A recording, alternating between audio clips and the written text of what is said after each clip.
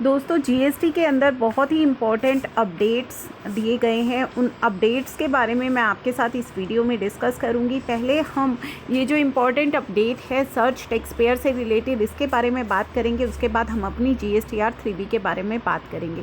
तो पहले आपके साथ ये इम्पॉर्टेंट अपडेट शेयर कर रही हूँ। दोस्तों अब जब आप GST पोर्टल पर लॉगिन करते हैं तो लॉगिन करने के बाद आप किसी भी टैक्स पेयर को यहाँ पे सर्च करना चाहते हैं, उसके GSTN नंबर के द्वारा, उसके पैन नंबर के द्वारा जो हमें ऑप्शंस यहाँ पे दिए गए हैं, मैं GST नंबर एक सप्लायर का यहाँ पे एंटर कर रही हूँ। और जैसे ही मैंने वो नंबर एंटर किया तो सप्लायर की अब जो डिटेल्स है, जो प्रोफाइल है उसका, वो किस तरह से दिखाई देगा वो आप देखेंगे।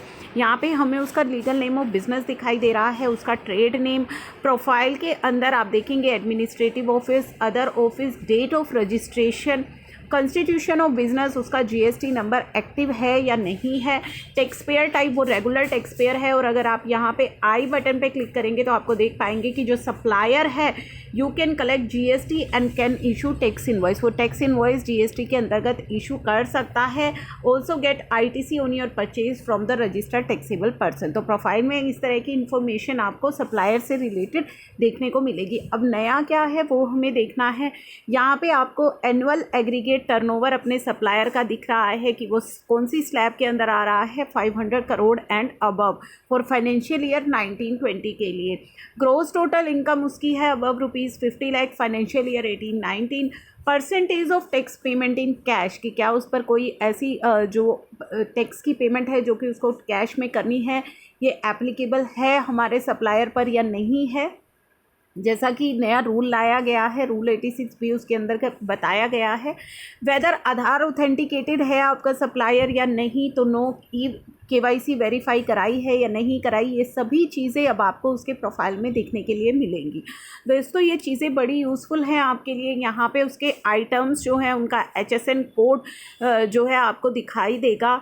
Nature of core business activity, manufacturer है, उसके प्रोप्राइटर और डायरेक्टर्स कौन है, कौन कौन सी बिजनेस एक्टिविटी वो कर रहा है, उसकी फाइलिंग टेबल आप यहाँ पे देख पाएंगे, फाइलिंग में कितना कंप्लेंट है आपका सप्लायर, और साथ ही ईवे बिल हिस्ट्री भी आपको यहाँ पे उसकी दिखाई देगी। तो इतना कुछ अब आपको अपने सप्लायर के प्रोफाइल में दिखाई देगा, जो आपके लिए काफ़ी ज़्यादा हेल्पफुल रहने वाला है। क्योंकि दोस्तों GST के अंदर अगर आपका सप्लायर जो है वो टैक्स की पेमेंट नहीं करता है तो एज अ रिसिपिएंट आपके लिए काफ़ी मुश्किलें आ जाती हैं।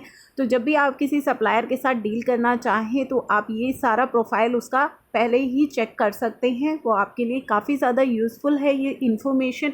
ये तो मैंने आपको दिखाया कि जब मैंने लॉगिन किया है। अगर आप लॉगिन नहीं कर रहे हैं तो आपको सप्लायर की डिटेल्स जो है विदाउट लॉगिन भी, अगर आप सर्च टैक्स पेयर वाले ऑप्शन में जाते हैं और सप्लायर का GST नंबर एंटर करते हैं तो वहाँ भी आपको काफ़ी सारी इंपॉर्टेंट इन्फॉर्मेशन देखने को मिलती है। हालांकि यहाँ पे उसका टर्नओवर आप नहीं देख पा रहे हैं, साथ ही आप उसकी ग्रोस टोटल इनकम भी नहीं देख पा रहे हैं।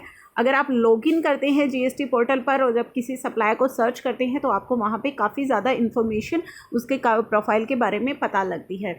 यहाँ पे एक छोटा सा नोट भी दिया गया है, whether data of percent of tax payment in cash is displayed for composition tax payer. अगर ये चीज़ कॉम्पोजिशन टैक्स पेयर के लिए आपको दिखाई देता है ये ऑप्शन, ये यहाँ पे percentage of tax payment in cash जो भी मैंने आपको दिखाया था, अगर कॉम्पोजिशन के केस में है तो it pertains to the period when tax payers were registered as normal tax pair. तो ये उस पीरियड का आपको दिखाई दे रहा होगा जब वो tax payer normal tax pair था, यानी कि जब कॉम्पोजिशन में आने से पहले का जो डेटा होगा वो आपको वहाँ पे दिखाई दे रहा होगा। अब हम बात कर लेते हैं GSTR 3B के अंदर जो फंक्शनैलिटी लाई गई है। दोस्तों आप सभी को पता है कि एज़ पर रूल 36 सब रूल 4 जो आप ITC ले सकते हैं, अब प्रोविजनल ITC आप क्लेम कर सकते हैं अपनी GSTR 3B के अंदर, उसे रिस्ट्रिक्ट किया गया है 5% and in excess of eligible ITC, यानी कि जो ITC आपको दिखाई दे रहा है एलिजिबल ITC है, उससे एक्स्ट्रा 5% ही आप उसका क्लेम कर पाएंगे।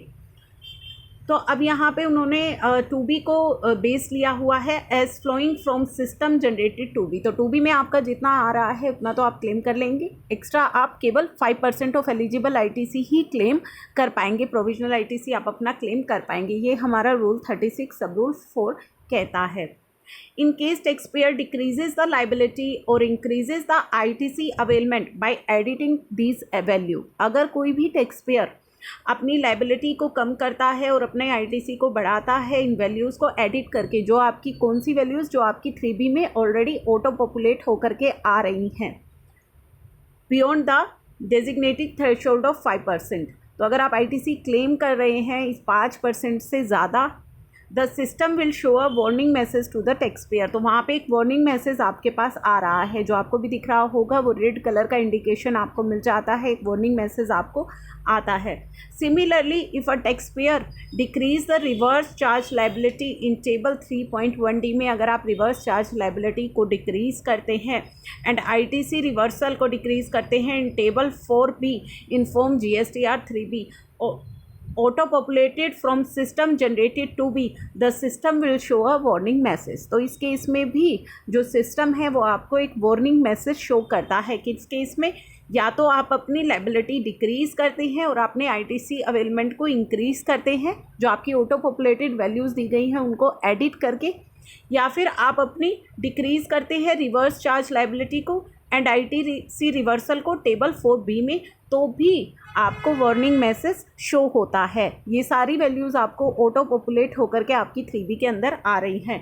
The tax payer however can edit this auto populated value and file this return. तो अभी तक यहाँ पे किसी तरह की कोई रिस्ट्रिक्शन नहीं है, आप इन वैल्यूज़ को एडिट कर सकते हैं और अपनी रिटर्न को फाइल कर सकते हैं। ऐसा नहीं है कि पोर्टल ने ये अमाउंट फिक्स कर दी है कि 5% ही आप क्लेम कर पाएंगे, इससे ज़्यादा आप क्लेम नहीं कर पाएंगे। अभी आप इनको एडिट कर सकते हैं और उस एडिटेबल वैल्यूज़ के साथ आप अपनी रिटर्न को फाइल कर सकते हैं। हालांकि सिस्टम आपको एक वार्निंग मैसेज दे रहा है कि जो आप वैल्यू एडिट कर रहे हैं, अगर आप आईटीसी ज़्यादा क्लेम कर रहे हैं तो आपको एक वार्निंग मैसेज दे रहा है कि आप 5% से ज़्यादा जो है क्लेम कर रहे हैं, और 5% ऑफ एलिजिबल आईटीसी से ज़्यादा आप क्लेम कर रहे हैं। तो इस तरह का वार्निंग मैसेज आपके पास आ रहा है, लेकिन अभी तक भी पोर्टल पर इस तरह की कोई रिस्ट्रिक्शन नहीं है कि 5% से ज़्यादा आप क्लेम ही नहीं कर पाएंगे।